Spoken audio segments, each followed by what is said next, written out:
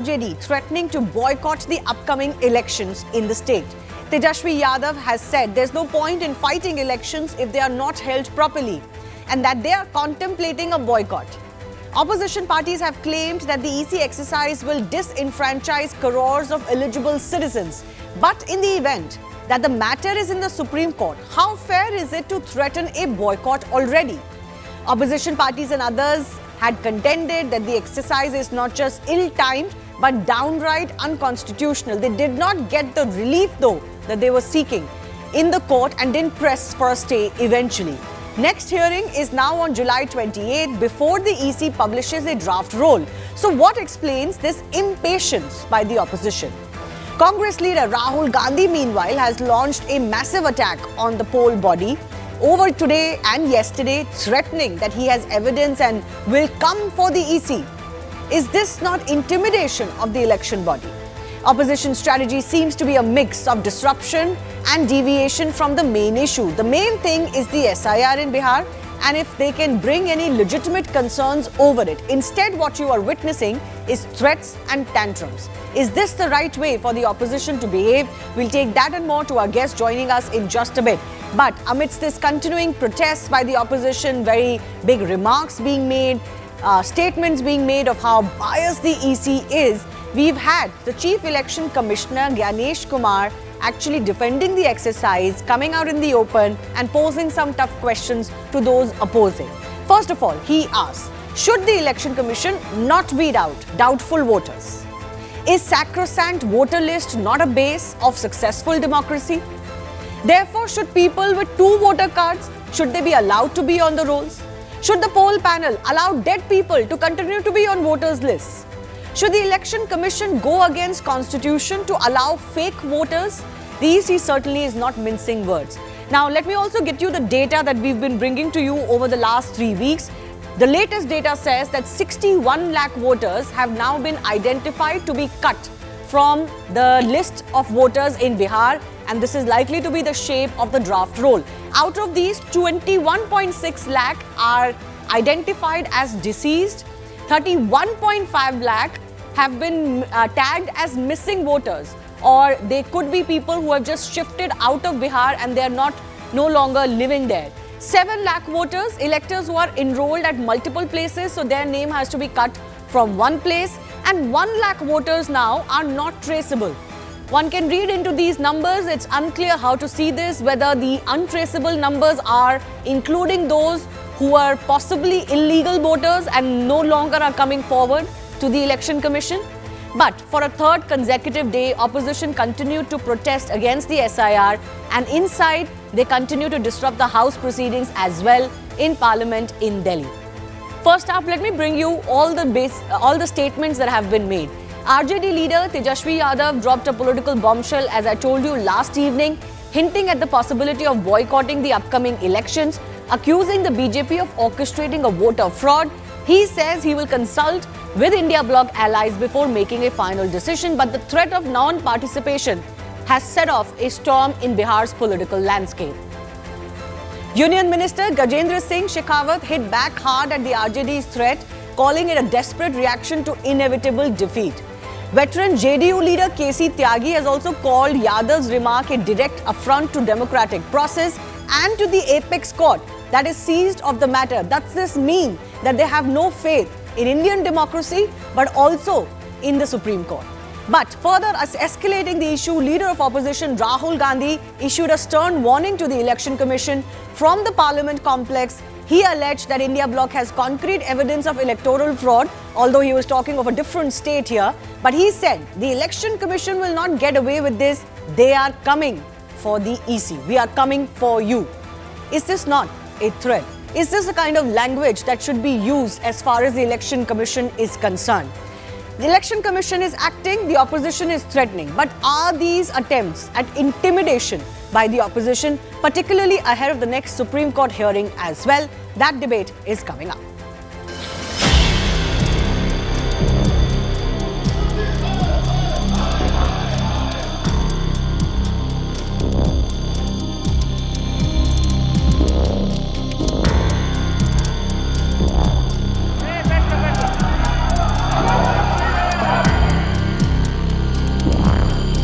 And I want to send a message to Election Commission. Yes, sir.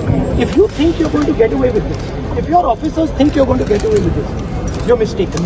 You're not going to get away with it. Because we are going to come for you. चुनाव बहिष्कार पर चर्चा हम लोग कर सकते हैं, ये विकल्प हमारे पास खुला है। हम सब दल के लोगों से बात करेंगे। Tejas has realized that there is no elections for them and it's going to be a bitter defeat, so he wants to walk out.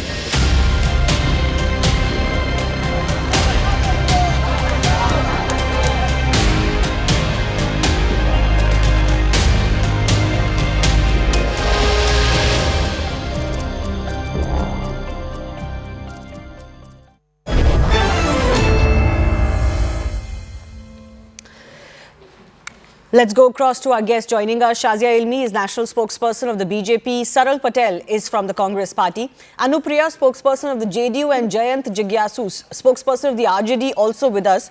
I will start with Jayant. This threat that you're not going to participate in elections, why is this threat being issued?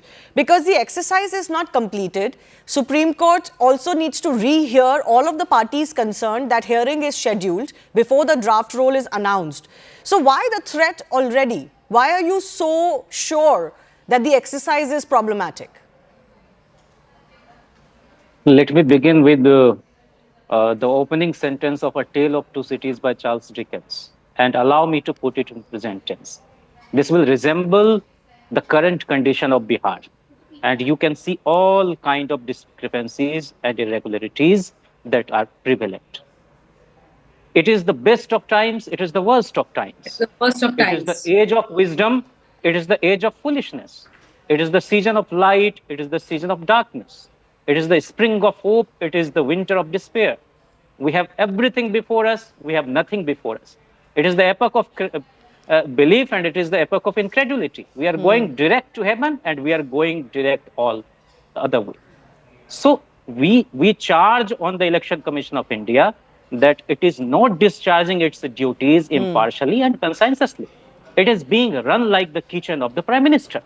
And we have serious objection the way this whole process is going on. Okay. You can, but it is a charge and it's an apprehension. Any reporter of yours to any village. This is clear-cut guideline by the Election Commission of India that the BLO has to provide two forms. One is to be uploaded with the proof, all the 11 documents which are desired, any of them, but neither the two forms are being given and nor the document is being uploaded. So how can we ensure that our name is not going to be eliminated? So can you wait? I belong to a family. No, 1 second. In which there are many teachers. Jigyasu, 1 second. We haven't received two forms yet. So just wait. No, the exercise isn't over. How can you prejudge an exercise when it hasn't gotten over? This is going digitization. to be over. The digitization of forms there is no deadline for the digitization of forms till July 28, my friend. That process will continue to go on. You have said something. My point is this. If you haven't allowed for the exercise to complete, how can you say that how can I be sure my name will be there? Of course you can't be sure. You have to allow the exercise to complete. People watch you, and we expect from you to sensitize our masses, which have been confused by the ECI repeatedly, continuously. And Don't this change is the just goalpost because now. of the absence of. This is just because of the absence of common sense. Absence of common sense. Everything is being done. And you didn't answer my question. MP from the JDU. Please listen. And an MP from the JDU, Giridhari Yadav ji, who belongs to Banka constituency. Yesterday, he said categorically that the Election Commission has no sense of history and geography of Bihar. It has no practical sense. That is why you didn't answer my question, Jigyasu. You're changing the goalpost now. You're now using the sole statement of a JDU leader as a straw to clutch on. I asked you a simple question. No, 1 second. Jigyasu, 1 second. I'll give you time if you listen to my question. I asked you a simple question. You are saying I have apprehension. How is my name going to be there? You can have that apprehension. But unless you allow the process to complete, just one second, To happen. Show me patience for 5 seconds, please. Unless you allow the process to complete, for the appeals to be heard, for all of those processes to complete, how can you say, I don't know whether my name is going to be there or not? Is this fair? There is an MLA, Sanjeev Singh, who also belongs to the JDU. You're not answering my question. The whole communal agenda of the BJP and the Election now we are Commission going of to India communal agenda. gets punctured when he says there is not a single Pakistani, not a single Bangladeshi voter in my constituency, Parbatta. How can you say like that? Okay, you're changing the goalpost now. You are shooting off the shoulders of the few JDU leaders who may have said something, and one leader saying something from one constituency is not the issue. But you're not answering my basic question of this threat. One second, this threat of that we will not fight these elections because somehow they are rigged before they began. How fair is that threat unless you allow the process to complete? But you have raised the JDU leaders' objections. One second, don't go to earlier and later. I want to go across to Anupriya. Anupriya, some of your leaders have also raised objections to this exercise. Maybe due to political compulsions, BJP and JDU are not saying things openly, but some local or on-ground murmurs are coming out from the JDU as well. Shivani जी, मैं जयंत जी ने अच्छा किया कि उन्होंने JDU के सांसद और MLA के रेफरेंस को इन्होंने कोट करने का प्रयास किया। लोकतंत्र है, सभी को बोलने की इजाजत है। उन्होंने अपनी बात को कहा, लेकिन वह मैं ये नहीं कहती कि जेडीयू के प्रतिनिधि के रूप में कहा। लेकिन इससे एक आरोप तो स्पष्ट होता है शिवानी जी कि जो बार बार विपक्ष लगा रहा है कि सत्ता पक्ष वोटर की चोरी कर रही है। इट मीन्स कि कंसर्न सभी के लिए है, चाहे वो पक्ष हो और विपक्ष हो। एक आरोप हमारे ऊपर से खारिज हो। दूसरी बात, इन्होंने कहा कि बिल्कुल भी फेयर वर्क नहीं हो रहे हैं। मैं पूछती हूं कि बीएलए किसके होते हैं? बीएलए पॉलिटिकल पार्टी के होते हैं। A single BLA from the RJD party, क्या किसी ने इलेक्शन कमीशन को कहा कि हमारे ब्लॉक में इस तरह की चीजें जो सही प्रक्रिया के थ्रू नहीं हुई? कल ये लास्ट डेट है इलेक्शन कमीशन की प्रक्रिया की, और इन्होंने सुप्रीम कोर्ट का भी दरवाजा खटखटाया, सुप्रीम कोर्ट को भी अपनी बातें कही है। सुप्रीम कोर्ट ने कहा 28 की डेट लगी है, लेकिन इसके पहले क्योंकि इनको पॉलिटिकल ड्रामा करना है, पॉलिटिकल माइलेज इनको गेन करना है और जनहितों की बात नहीं करनी है, यह फिगर और यह जिस तरह की प्रक्रिया आज आप देख रहे हैं सदन के चौथे दिन भी, और ये वेल्थ में आ जाते हैं, सदन के बाहर रहते हैं क्योंकि इनको जनहितों की परवाह नहीं है। मैं इसलिए कह रही हूं क्योंकि इनका एकमात्र एजेंडा है राजकुमारों को राजगद्दी चाहिए। नहीं तो why is it that they feel they will not come to power because of this exercise, but you are not worried about it? Are you not worried that your voters could be disenfranchised? मैं कहती हूँ कि ये election commission का काम है और supreme court ने निर्देश दिया है कि single voter, the legal voter, इस वोटर लिस्ट से बाहर नहीं होना चाहिए। और हमें बिल्कुल भी प्रवासी वोटरों की, जो वोटर मृत हो गए हैं, जिनके वोटर लिस्ट में 2 अलग अलग क्षेत्रों में नाम है, वैसे वोटरों की हमें जरूरत नहीं है, क्योंकि हमें इलेक्शन कमीशन पे भी विश्वास है और सुप्रीम कोर्ट के पे भी विश्वास है। और हमें, क्योंकि यह एक एलिगेशन, मैं फिर कहती हूँ, और मैं अपने सांसद के कोर्ट के स्टेटमेंट पे मैं फिर आती हूँ कि ये एलिगेशन खारिज यही होता है कि सत्ता पक्ष के भी सांसद ने कहा कि ये इलेक्शन कमीशन को थोड़ा समय लेना चाहिए था। दूसरी बात, ये बार बार कहते हैं कि प्रवासी वोटर्स, इनके जो वोटर हैं, खासकर ये इंडिकेट करते हैं कि ओबीसी, एससी, एसटी इनके वोटर है। कैसे प्रूव करते हैं जैन जी? कैसे प्रूव कर सकते हैं आप कि वो आपके वोटर है? क्या ऐसा कोई भी तरीका है, बता सकते हैं? कंटिन्यूअसली आप ट्राई कर रहे हैं कि ईवीएम से अब वोटर लिस्ट, इलेक्शन कमीशन के ऊपर कामों पे आप कार्रवाई की बात करते हैं। आपने एक बार भी प्रूफ नहीं किया कि ईवीएम में गड़बड़ी कैसे है। आपने प्रूफ नहीं किया संविधान खतरे में। हाँ, लेकिन कांग्रेस ने अपनी नहीं बिल्कुल मैं कहूंगी, क्योंकि आप लगातार जिस बातों की बात कर रहे हैं, ईवीएम पे भी ऐसा ही आपने नैरेटिव बनाया था कि ईवीएम से वोट हम नहीं दे सकते। We still have भाजपा को doubts. जाता है यह वोट। है It can be manipulated. Agenda It बिल्कुल can be manipulated, has never been proved. ये तो हवाओं में तो No, कुछ no, भी no, बोल दो many कि can be times. manipulated or not be Even manipulated. an iota Even of that doubt matter went to the should Supreme be Court and addressed. still people don't want to believe it. And that is the But spirit of continuously democracy. oppositions you can say it, but is it fair in democracy to hold the process hostage? Shivani ji, Like holding parliament we hostage are- on this issue, like Shivani ji, holding we our are- legal then courts is it- hostage, like holding the EC hostage. Is that fair? You can say what you want. It's a free country. Shivani ji, Let we are public not judge you on threatening that. the election commission. Our leader Tejaswi ji just expressing the sentiments Okay, of the fair poor enough. people of Bihar. ठीक है, sentiments. I want to go across to Saralji from the Congress party also. The election commission says They can't be deprived 98%. of their right of universal adult franchise. And That that's is the not the case. agenda That is of this happening, exercise. unfortunately. But if you fear that, it has to be based on certain evidences that one can produce on ground. I have told you, I'm a nobody's video suggesting was that this is going to be compelled to 100%, just because you know, of- exercise where not he one was issue will unable crop up, to but follow that's the never a dictates good of the reason to not current do regime. something that is required. Jigasu ji, you'll And have to who hold couldn't on. handle the You'll have to pressure of hold the on. I have to SDM go and to my DM. other guests. He You'll had have to to hold go. on. He Sar- resigned from his post. Saral Patel is joining us. Saral Patel, you know, this tone that Rahul Gandhi has used against the Election Commission over the last couple of days, he's saying, we are coming for you, we will not let you be, we have concrete evidence. That concrete evidence was threatened in the case of Maharashtra also, that hasn't come to light. Now he's threatening in the context of Karnataka, although Karnataka, the Congress won, so I don't know what is the allegation. Was it done against the Congress, but the Congress won despite it? I don't know. But this tone that is being adopted by Rahul Gandhi, do you think it's a fair thing to intimidate the EC like this? Shivani, so before I answer your question, let me quickly give two counters to what my friend from JDU and you were asking earlier, that why is government holding the process hostage? We are not holding the any process hostage. We are merely questioning the time and the need of this process. Number one, we are merely saying that if this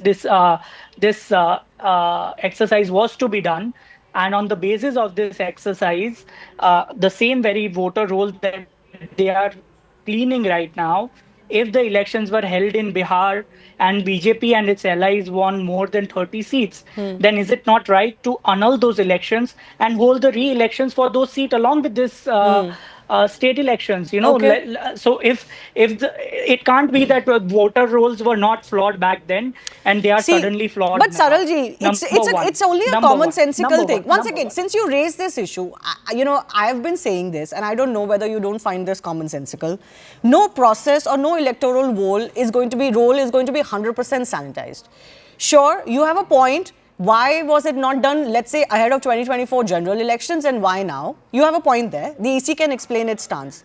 But, you know, you cannot say that if there was 0.10% fault in the electoral roll earlier, cancel it now. And because it will still lead to a 0.05 fault in the electoral roll, let's not do this exercise. Let's just, you know, we can't keep pushing legacy issues back and back and back and back and never resolve them on the pretext of poverty, on the pretext of people not having papers, on the pretext of floods, on the pretext of backwardness.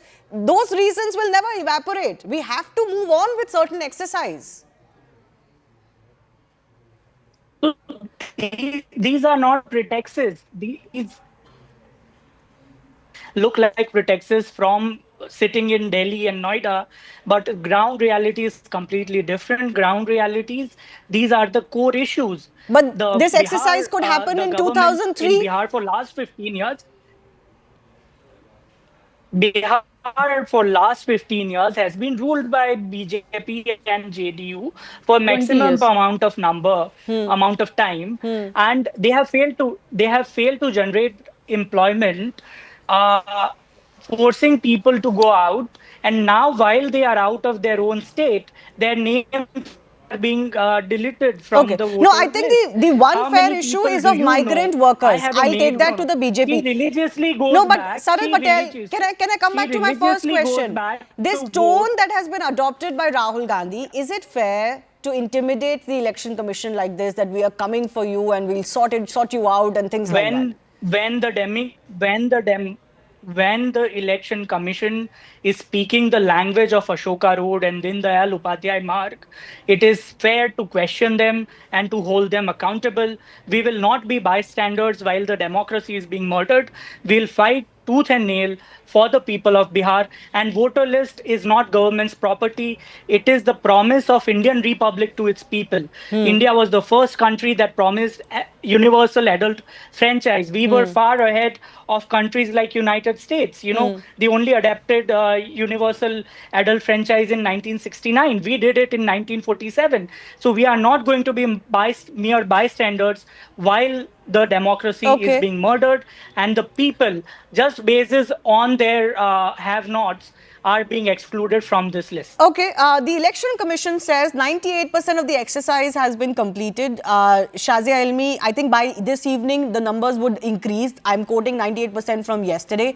But this evening the number of 61 lakh voters being identified to be cut from the voter list is out. In percentage terms, is not a lot, given that there's almost an 8 crore electorate population in Bihar.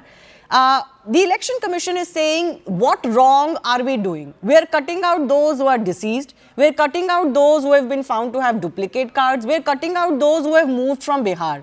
So what wrong are we doing? Why doesn't the opposition understand this? Good evening to you, Shivani. Namaskar and adab to all of you and to all your viewers. Now, I just heard, and I think we've been hearing it far too often, how democracy is being murdered, and all that the BJP government seems to be doing, and in that direction. So I want to tell my friend here from the Congress party that 5.56 voters are not found at their address, 2.1% are deceased, 2.3% are permanently shifted, and 0.95% are doubly enrolled. Now, isn't it a duty of our election commission to clean up this bloated list? And if you want all of those who are dead to vote, who do you have in mind? That's one. Two, why is there a presumption that the bogus voting that were to happen in the case of those who have voted already somewhere else, or those who are not there, who are dead? So what makes you think that they'll all be RJD and Congress voters? So this is how ready you are for corruption and nepotism and the worst ethical practices, that you feel that if you remove these voters, those voters will be yours. That means you are all set to do bogus voting. Better. So you've given the cat away by making this argument. Now EC is doing his job, and this is a job of Election Commission. Special intensive revision is going on, and every party, and we just now, Shivani mentioned BLAs. There are more than a lakh of 12 parties over there. There are BLOs commissioned by the poll bodies, by the poll body commission itself, and they're your own people. August 1st, when the actual electoral draft list will be up there for everybody to see on the website and everywhere. All your BLAs, all your agents, all your leaders from respective parties can actually see and say, this is missing and that is missing, and this person is alive and not dead. What do you make of the threat that the opposition parties are making now, that they will just not participate in these elections because they don't believe in this process? It's fear of victory. I think everybody knows it. Every voter in Bihar and in the country knows that you were counting on the bogus voting. But so they couldn't have counted on bogus voting to the extent that they were going to win without doing anything else. I mean, even if you look at the numbers so far from the Election Commission, it's 50 lakh plus or 60 lakh plus. Those were not going to possibly decide who forms the government. So what do you think is underneath, beneath this strange number of deceased? No, why not? I mean, RJD is known for this, right? They are the original booth capturers. So what else? But now that doesn't happen, right? And that's what I'm saying. So that's why I resort to seeking votes from the deceased list. The missing voters have been identified. Who would have voted on behalf of those? Think about it. But more than that, my third point, there's an Aadhaar saturation. Let me finish. No, sir. All the scoundrels belong to such organizations. We follow the path of socialism. We have our deep roots in the socialist movement. And be quiet for a minute. We can't speak your language. No. What is your language? I don't know. You use Charles Dickens' quote in vain. It had Tell me, no Sahiba. connect whatsoever with the discussion here. No, Now you see the Aadhaar coverage. When you look at a total, be quiet, sir, for just 10 seconds. I'm the last one to speak and I will finish pretty soon. Go ahead. So go now ahead, you see please, the Aadhaar please. card coverage, which is 94% everywhere else. And you just see what happens. I mean, the figure suggests that 122 Aadhaar cards per 100 residents in Simachal region. And of course, this is what borders Nepal and Bengal. So there are these anomalies and they will be checked into. Why don't you trust the Election Commission to ensure that only Indians are voting? Because in Bihar, the which BJP is the in state of power right Bihar. now. That's the This is simple the state answer of right India. now. The Election Commission has always been what it has been. No structural changes really have taken place. But it is the BJP government in the power at the center and the opposition on multiple occasions for any exercise that has been mandated by law, even the NRC exercise, for example. It has been Do we mired. need any kind Once of again, it has been mired by politics easily visible because things before our it is naked only eyes? about the fact that parties who are in power are not in power anymore. These are exercises that are mandated by law. They happened under other governments. Suddenly If they are there a is problem any kind only of today. infiltration But I have not heard of from any giving good the reason video- why they are a video problem is right now. videography I'm sorry, but if you are of the challenging CCTV constitutional camera. If you bodies are the center, and if activities last of the 20 constitutional years, bodies, you have to some give voices better in reasons than Bihar, this. I want to go to if there is Anupriya, any please. kind of Please mute infiltration, everybody else. they should be Anupriya, the main issue is also about migrant workers. I think that is a legitimate question to ask, given the situation of floods in Bihar. Then on top of the fact that migrant workers may be away from their local places, is this not the wrong time to be doing this intensive review? And migrant workers are being expected to upload their forms digitally. Is this not an unfair expectation? No Shivani, अगर मैं दिल्ली, आप दिल्ली से हो और मैं कहती हूँ कि दिल्ली में आपने देखा होगा कि न्यूज में एडवर्टाइजमेंट निकला 4-4 दिन और आप कह रहे हैं कि इलेक्शन कमीशन ने पेपर वर्क के अलावा ऑनलाइन का भी प्रावधान रखा है। बट वो और ऑनलाइन ये कैसे कहना करेंगे? बिल्कुल नहीं, बिल्कुल मैं शिवानी, आई थिंक सभी आज की डेट में यूपीआई हम लोग इस्तेमाल करते हैं और हमारा देश बहुत आगे निकल चुका है। हम डिजिटल मनी ट्रांसफर कर रहे हैं और सभी लोग शामिल हैं। एक चीज और मैं कहती हूँ, इफ इन केस की जो अपने फॉर्म को फिलअप नहीं कर पा रहे, उनके परिवारजन जो गांव में है या शहरों में रह रहे हैं, वो उनकी सत्यता को बता रहे हैं। जो इलेक्शंस कमीशन का असली काम है और जिसपे क्वेश्चन मार्क अभी से विपक्ष उठा रहा है, वो 1 अगस्त से स्टार्ट होना है, जिसमें रोल ईआरओ का होना है। ठीक है, मैं एक बात। दूसरी बात, ओपोजिशन ने यह कह दिया, अगेन जैन जी, जिज्ञासु ji, I am coming to you after this. Please आप सुन लीजिए। आपने कहा कि क्यों ऐसा कह रहे हैं विपक्ष, वो इलेक्शन नहीं लड़ेगा। विपक्ष क्योंकि अपनी राजनीतिक पूंजी जान चुकी है कि उसके पास कुछ भी नहीं है। मैं ईवीएम पे इसलिए भी आ रही थी और मैंने सवाल भी पूछा कि क्या झारखंड में, कर्नाटका में आपकी जो सरकार है, कभी कहा आपने कि ईवीएम ने सही से काम नहीं किया, इलेक्शन कमीशन ने सही से काम नहीं किया? नहीं, कंटिन्यूसली आप वहीं पे एलिगेशन लगाते हैं जहां आपको पता होता है कि आप इलेक्शन लड़ नहीं रहे हैं क्योंकि आपके पास में राजनीतिक पूंजी नहीं है। राघोपुर जो कि तेजस्वी यादव का सीट है, उनकी गलियां बता रही हैं, उनके गलियों की सड़कें बता रही है कि यहाँ विकास नीतीश कुमार जी ने किया है। इनके पास एजेंडा अब क्या रह गया है? इनके पास agenda But can I stick to the SIR exercise? One second, ma'am. Anupriya ji, my final question to you before I go to Jigyasu as well. Are you not worried that a lot of these migrant workers, or let's say, there are irregularities that the opposition is talking about while filling up of the forms by the BLOs? Maybe in presence of the BLAs, they don't have the enough agency to say something, or everybody is just kind of doing a chalta hai kind of calm. Are you not worried about this, that there could be many people left out by high-handedness of BLOs or BLAs? नहीं, क्योंकि मैं कहती हूँ हम राजनीतिक दल हैं और हमारी लड़ाई इलेक्शन कमीशन से ना होकर करके, जैसा कि रेडियो ने 8 जुलाई को मतदाता जागरूकता अभियान किया था, आरजेडी को यही करना था और तमाम दलों को करना था और उनकी जवाबदेही वहां होती थी कि उनके बीएलए वहां प्रेजेंट हो और एक भी लीगल मतदाता उस लिस्ट से बाहर नहीं रह जाए। माइग्रेशन ये इशू नहीं है। मैं फिर कह रही हूँ कि माइग्रेशन की बात कर रहे हो आप उस समय में, और आपने ये भी देखा कि बहुत ऐसे वोटर्स हैं और इलेक्शन कमीशन ने साफ भी कहा है कि आप एक जगह ही वोटर हो सकते हैं। आप दिल्ली में भी वोटर हैं, आप बिहार में भी वोटर हैं, ये फेयर नहीं है। और इस तरह की चीजें से हमें कोई घबराहट नहीं है। क्यों नहीं घबराहट है? Jigyasu, the hearing will happen next. Why not wait till then and make your arguments in court? Because ultimately the court will have to be the arbitrator of this.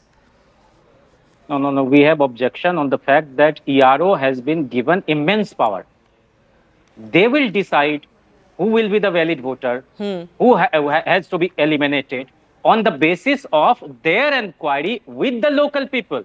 Suppose you and I are not in good terms, and you speak against me that he is not the real resident of this place, my name will be eliminated. Iqbal once said, जलाले बादशाही हो या जमहूरी तमाशा हो, जुदा हो दी सियासत से तो रह जाती है changezi. Be it the grandeur of monarchy or be the drama of democracy, if there is no honesty, there remains robbery. And we are witnessing simply robbery. Okay. What is That's being your done by the allegation. ECI Let's wait and see and the government what of the India. ECI, And we want what the let it EC is happen. able to tell the court We are about very vigilant. the standards of democracy, practices that have been survive adopted this by toll. them, and how are they able to convince the court that this exercise was not only completed on time, at least as far as the first stage is concerned, but also completed well. I leave it at that. I do thank our guests for joining us. Moving on, we are focusing on Prime Minister Narendra Modi's visit to the UK, marking a turning point in India's global trade and strategic engagement. While the India-UK Free Trade Agreement took centre stage, the visit also underscored a political recalibration between two historically connected yet diplomatically cautious powers. Apart from trade and treaty, Prime Minister Narendra Modi also laid down India's concerns on key issues like Khalistani extremist menace and UK turning into a safe haven for India's economic fugitive offenders. But let me break down why this free trade agreement is being described as India's most comprehensive FTA till date.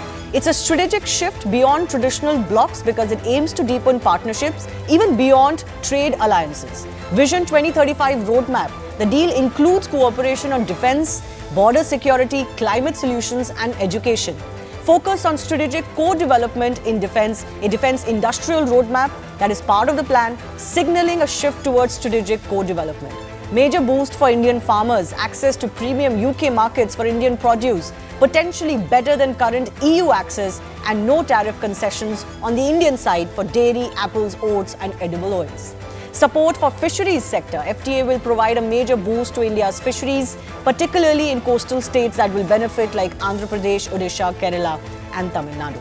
Now, Prime Minister Narendra Modi's visit, as I said, isn't just about this. It was also a test of UK's political will to align with India on its core security and justice concerns. Prime Minister raised issues referring to the recent terror attack in Pahalgam. He said that there needs to be an uncompromising global consensus on terrorism. There is no place for dual parameters in the fight against terrorism. Prime Minister Modi didn't mince words on Khalistani extremist issue, which remains a major irritant in the relationship. He said those misusing democratic freedoms must be held to account. And on the issue of extradition of economic offenders, the PM emphasized the need for seamless legal coordination. He said our agencies will work with coordination and cooperation. So, will UK pay heed to these concerns as well? Yes, it's a massive FTA deal win, but what about these concerns from India's side?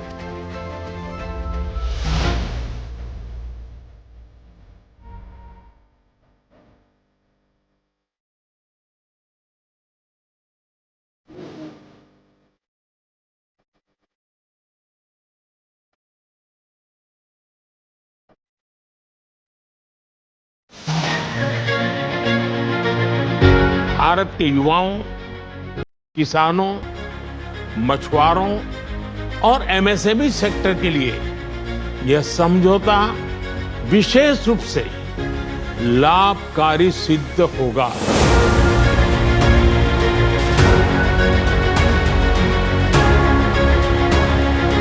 Those who misuse democratic freedoms to undermine democracy itself must be held account. Economic offenders के प्रत्यार्पण के विषय पर भी हमारी agency सहयोग और समन्वय से काम करती रही।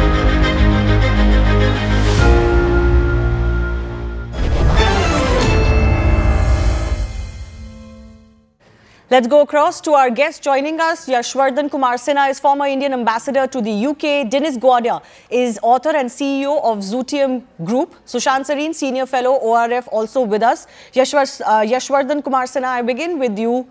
Do you think the UK will be hard-pressed to act and extradite some of these economic offenders that are so important for India to get back What did you sense out of the statements that have been made today and the overall feel of the entire visit?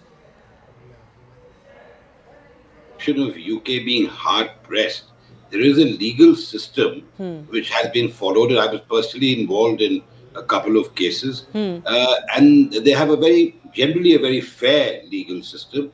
The court system, the Crown prosecutors prosecuted the fugitives absconding from India, and in one case it went up to the highest court of the land. The gentleman was convicted.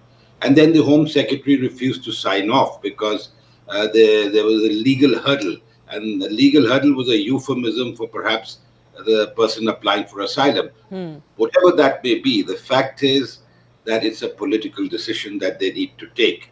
And it's of great importance to them also because the reputation of the UK is at stake that's being now sort of talked about as a refuge for fugitives from justice, especially from the countries which once constituted the empire, whether it's South Asia or Africa or wherever else. So I think it's very important that politically that decision is taken.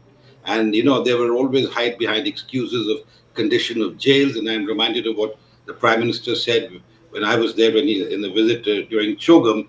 He conveyed to his counterpart that it's the same jails that were built by the British, where our, father of the nation and our freedom fighters were housed. And since then, we've made many improvements. So perhaps that should not be an excuse for not deporting or extraditing these fugitives from justice. I want to bring in Dinesh as well. Before I shift to the other major irritant between the relationship that India has had with the UK recently, which is the Khalistani extremism rising there. Dinesh, do you think the boisterousness of the FTA and financially and economically, both sides have so much to gain that UK will want to cooperate on other issues as well, because of the goodwill that the FTA has created? Completely. I think this is a massive opportunity for the UK and for India. And these are, of course, two nations that have a lot of history together.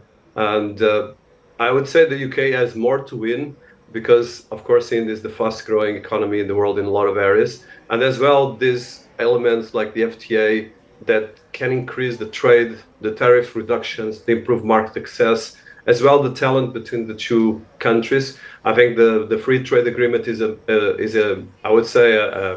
milestone in the relationships to push both the economies and as well to create the door into all the areas where the bilateral trade and investment can actually create a lot of new business for both countries, but as well a lot of empowerment for different institutions, from improved markets access, enhanced mobility, which is a big problem. I work a lot with India, and having more mobility, as well research and developing economical benefits are massive, and as well the specific sector benefits around the agreement, which I think for me, especially between IT, services, artificial intelligence, where the UK has a lot of research but needs scalability, and as well reduced trade costs and IP protection, which I think is a very important thing for everything that is happening around the world, with especially the developments. You said the UK gains more from this. Why do you say that?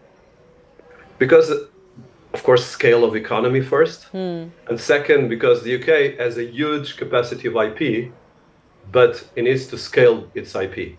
India has a big market and needs to scale its IP. So this is a big win-win historical for both countries from that angle of protection of IP and creation of scalability. No, but the question I was wanting to ask you is that, economic heft brings political heft in relationships.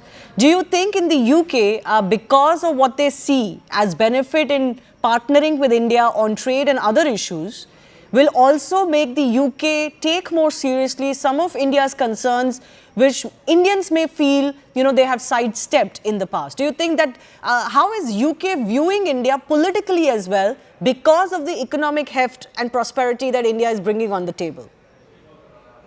I think there's no doubt that the UK has a massive respect for India. Just had a Prime Minister that was from Indian origin. I think that says a lot. And it was actually very respected, especially in the business world and in the economical world. So I would say that directly on this trade, definitely India, of course, as a nation that is emerging in a lot of ways, of course, might feel that the UK as not always being fair, but I believe that this is going to change because, of course, India has different capacities of negotiation, picking directly in what you just mentioned. So I think these capacities are going to be taken to the table and building this relationship. And I think this is a lot about how you put the two elements of the historical size and weight of UK and the present situation of the scalability of the Indian economy and the Indian society. Okay. And of course, the Indian society right now, it's becoming much more sophisticated. And the UK, of course, it still has a massive IP and business capacity, but the sizes are a very good, fantastic joint venture between institutions, between respect for the institutions, and of course, the way you can do the trade. And I think, for me, probably the most important thing is how we bring all the innovation that the UK has from education to the institutions with India, and especially as you get into all the areas of artificial intelligence that is going to drive the next 10, 20 years of the world economy, and then we bring this for the normal economy that everyone is going through. Right.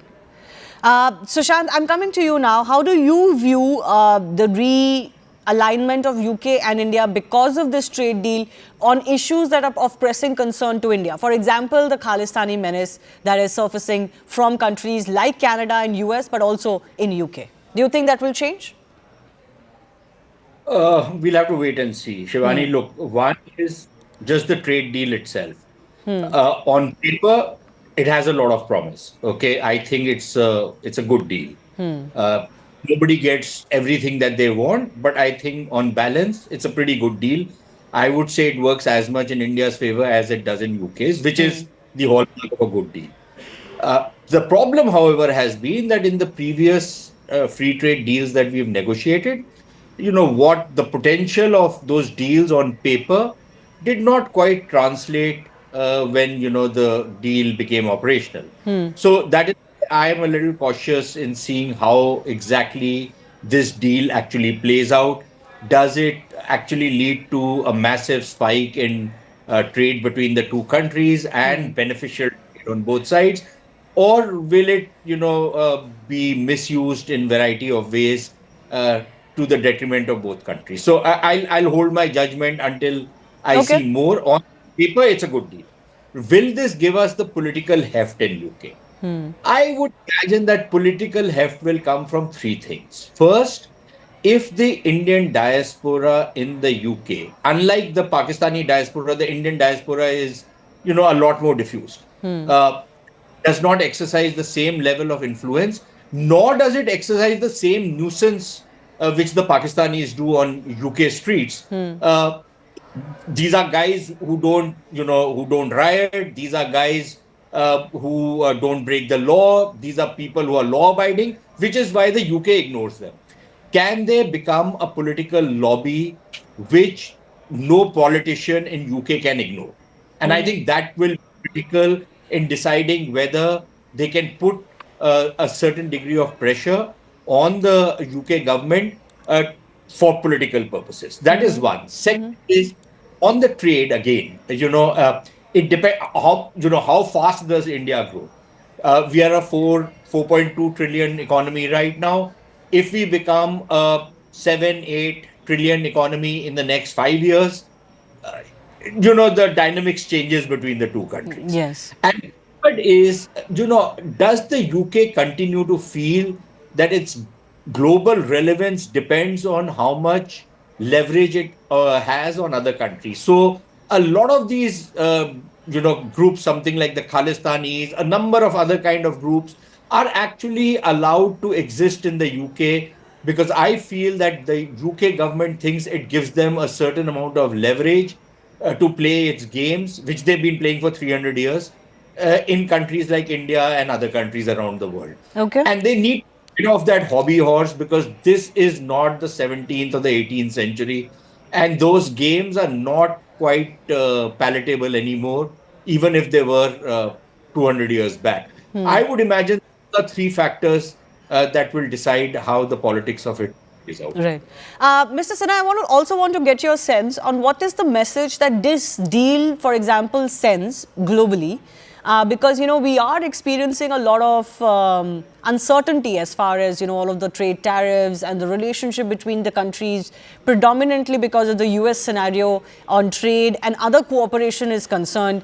While the US is pitching trade as some sort of a leverage for everything else that it wants countries to do, other countries don't quite share that perspective.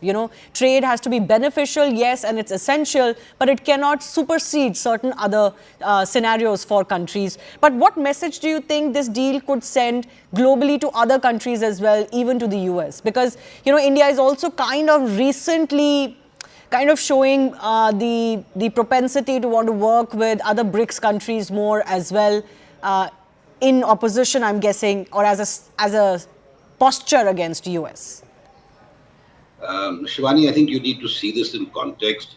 UK is not even among the top trading partners of India at present. I think total trade in goods and services in 2024 was, I think, around $60 billion. And it's expected to go up to $100 billion by 2030.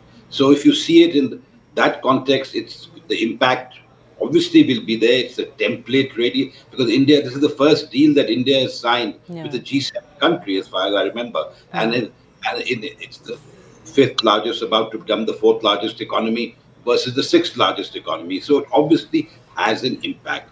Whether it will have an impact on, say, the India-US negotiations is something we will have to wait and see. But clearly, the impact of the tariffs or the threat of tariffs has hastened the process, I would think, of concluding this deal, which is a good thing because it's as previous panelists have said, it's a balanced deal. It will favor initially the UK because they have an adverse trade balance with us, and because our tariffs were quite a bit higher than what they, for them, when they sort of make tariff-free 99% of the tariff lines, it will certainly help.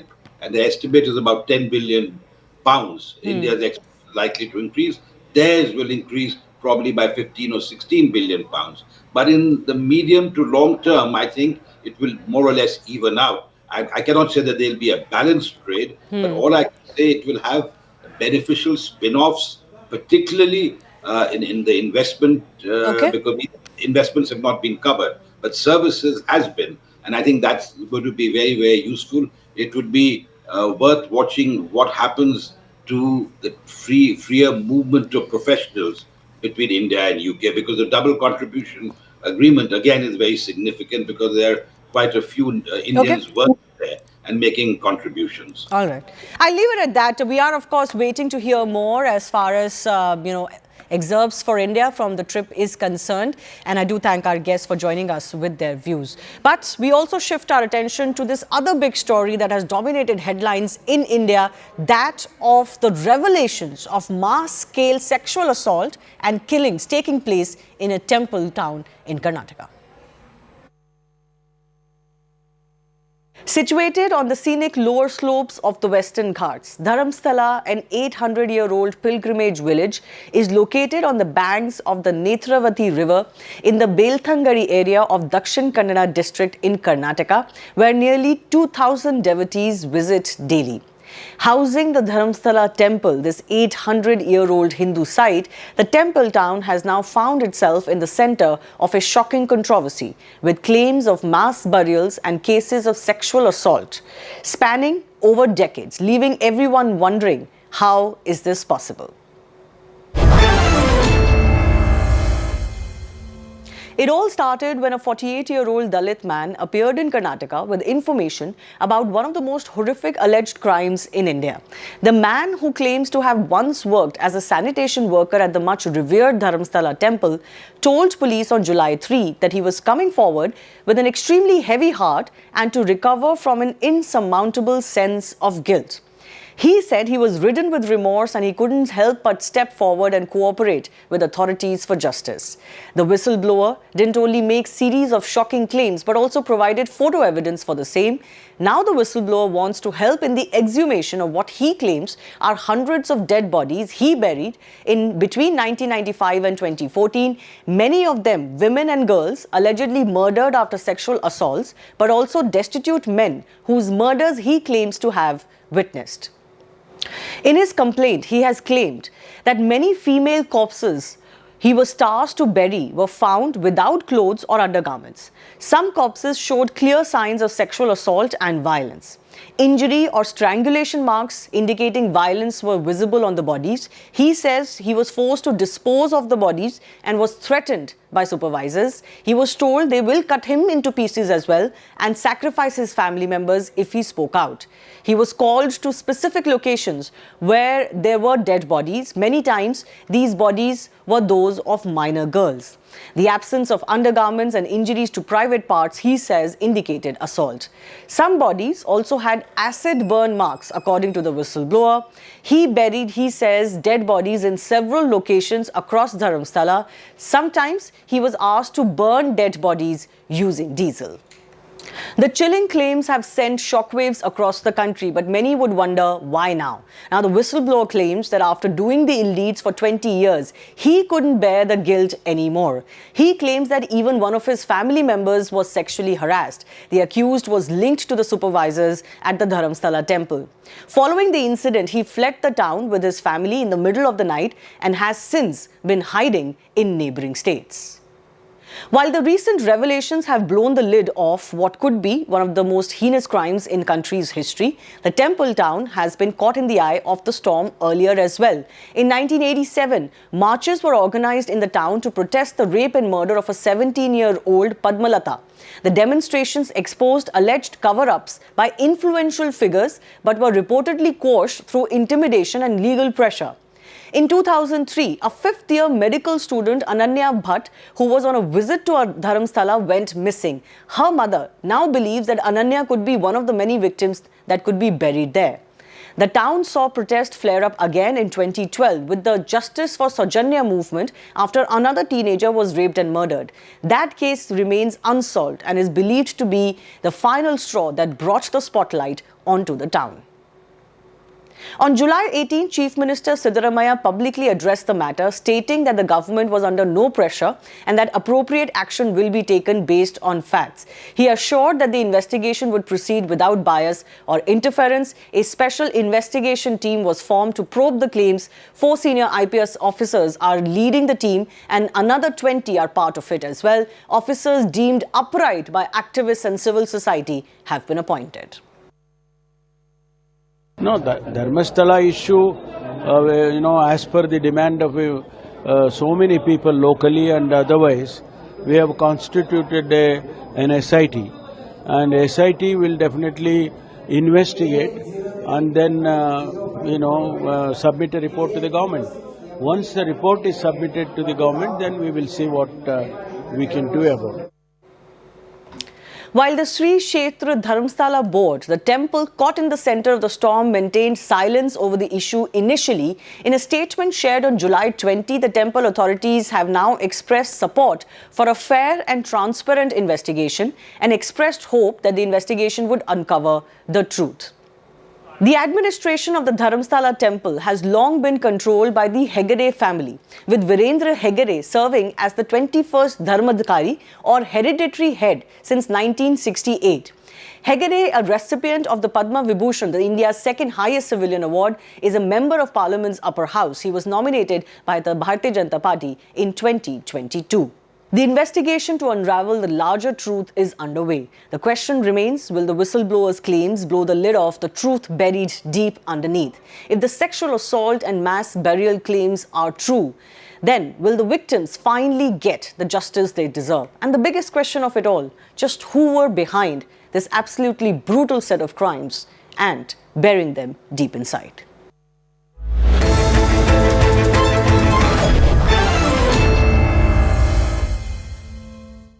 Brought to you by This is News 18 Network.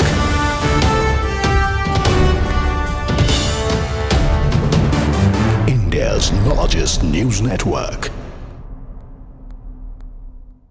Vice President Jagdeep Dhankar's sudden resignation has sparked a political fallout, revealing simmering tensions within the government. Sources say Dhankar frequently clashed with senior ministers, even humiliating them during conversations. But this obviously the falling out after the Vice President has resigned, and many try to understand why it is that it seemed that the government was upset with him. This is, of course, one version of events being patched together.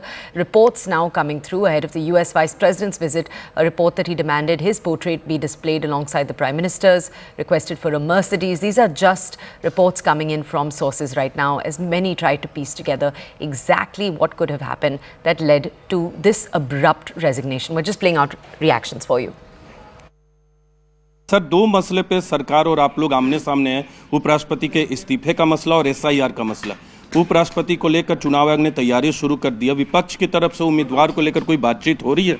देखिए, अब तक इस बारे में कोई बातचीत नहीं हुई है, लेकिन ये एक बहुत ही इम्पोर्टेंट मसला है उपराष्ट्रपति का, और हम इंडिया ब्लॉक के लोग एक साथ बैठकर उस बारे में निर्णय लेंगे। तो साझा उम्मीदवार देंगे जैसे पिछली बार दिया था?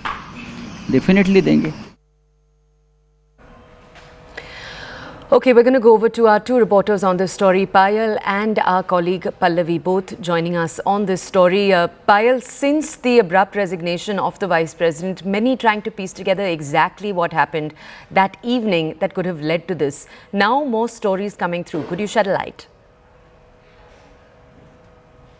This is not an overnight, decision by the Uprashtrapati himself is what we're given to understand. But as far as his behavior with certain leaders within the ranks are concerned, it has been putting a lot of things into peace, given the fact that he constantly had abruptions. He had run-ins with ministers in the government. He was very, very dismissive of certain senior ministers in the government. All of this is coming to the fore right now, given the fact that on that day itself, he was approached by the government on 3 occasions throughout the entire day. First, JP Nadda and Kiran Rijiju, then Kiran Rijiju and Arjuna Meghwal. Finally, Mr. Arjuna Meghwal trying to tell him that, this is a united way in which everybody wants to take up the issue of Justice Verma. But the Vice President of India at that point in time probably was not even willing to listen to the government. He just kept on telling them that he knows what his duties really are and he needs no lecture on that. So that is something which has come to the fore. Of course, his behavior over the last 6-7 months, there are no surprises of knowing that he's been very, very dismissive of ministers in the government. About 6 to 7 months ago, on a public platform, he had humiliated Agriculture Minister Mr. Shivraj Singh Chauhan, after which, of course, there was a lot of back and forth between the government and him. And then he had to come out and say that Shivraj Singh Chauhan is actually a well-wisher of the farmers. So his behavioral traits, the way he would dismiss the ruling side, the fact that he became over-friendly with the opposition side, a lot of theories coming to the fore. But, what we are able to understand that Mr. Dhankar had seen a 360-degree change in behavior over the last 1.5 years is what we're given to understand, and not very becoming of the Vice President. It's a constitutional post. It is his duty to keep everybody together. It is his duty to listen to all sides. But on that day itself, despite 3 attempts being made by the government saying that, yes, we are also getting signatures done, the signatures are for the same cause, we submitted it into Lok Sabha. And very importantly, Mr. Dhankar met Kiran Rijiju on Sunday afternoon. Mr. Rijiju conveyed the same thing to him. Back then also, Mr. Dhankar gave no hints whatsoever that he was in receipt of the opposition motion and that he was going to admit it. And even before that, 4 to 5 days before that, also senior ministers in the government had in fact approached Mr. Dhankar, told him about the entire thing, because it is the duty of the government to keep the chair also appraised over what's happening and what is the business that is really coming in. But what business comes in is obviously the business of the government and business of the Parliamentary Affairs Minister. But Mr. Dhankar was extremely dismissive, and that's actually shocking. So much so that when he went to resign, submit his resignation to the President of India, it is not that many senior ministers in the government also discovered about this. Only when they saw the resignation letter on social media, there was no opinion taken from the government. There was no opinion taking in from the Prime Minister. There was no appointment sought with the President of India. He suddenly went to the President House, waited for about 25 minutes, met with the President of India and left from there after 40 minutes of going there as well. So a lot of things leading up to what really has transpired. But so far, the BJP government and the NDA government have maintained that they did not say anything and will continue to not say anything about the Vice President because they considered him to be a constitutional post. Okay, let's go over to our colleague Pallavi to understand more. Pallavi, can you explain to us how does the opposition see this, especially now that multiple sources are revealing seeming incidents that the Vice President had engaged in the last year that actually led up to this? Does the opposition see it as convenient? Do go ahead. Yeah, we have been reporting on this also, that it all actually began on the 8th of July, according to Congress sources. That is when they decided that there has to be a second impeachment motion. They would want to move on their own and need not necessarily club it with that of the government, and that would be in Rajya Sabha. There were 65 opposition MPs who signed an impeachment motion against Justice Verma. Their plan was essentially also to trap the government on the other impeachment notice that they had given was on Justice Yadav of the Allahabad High Court.